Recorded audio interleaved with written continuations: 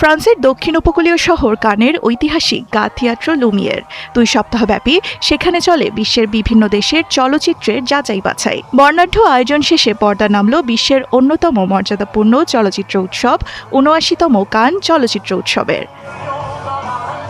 জাঁকজমকপূর্ণ সমাপনীতে অংশ নেন বিশ্বের বিভিন্ন দেশের চলচ্চিত্র নির্মাতা, অভিনয়শিল্পী, প্রযোজক ও সমালোচকেরা। আয়োজন জুড়ে ছিল আবেগ, প্রত্যাশা আর উদযাপনের আবহ।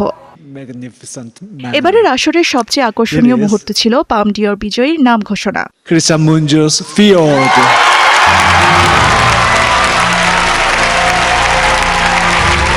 সর্বোচ্চ সম্মাননা জিতেছেন রোমানিয়ান পরিচালক ক্রিস্টিয়ান মুঙ্গিও পরিচালিত চলচ্চিত্র ফিওর্ড।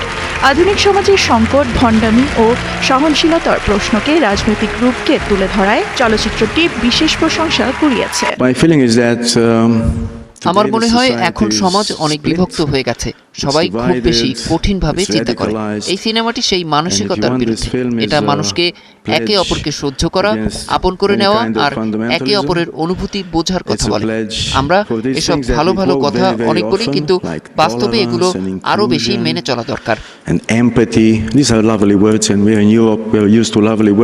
এছাড়া গ্রা প্রি জুরি পুরস্কার, সেরা পরিচালক, সেরা অভিনেতা ও অভিনেত্রী সহ বিভিন্ন বিভাগে বিজয়ীদের নাম ঘোষণা করা হয়।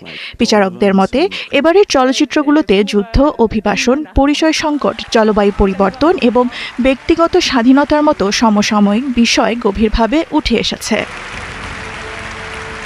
এদিকে কানের লাল গালিচায় এবারও ছিল বিশ্ব ফ্যাশনের ঝলক। বিশেষ করে ভারতের জনপ্রিয় অভিনেত্রী ঐশ্বরিয়া রায় বচ্চনের উপস্থিতি সামাজিক যোগাযোগ মাধ্যমে ব্যাপক আলোচনার জন্ম দেয়।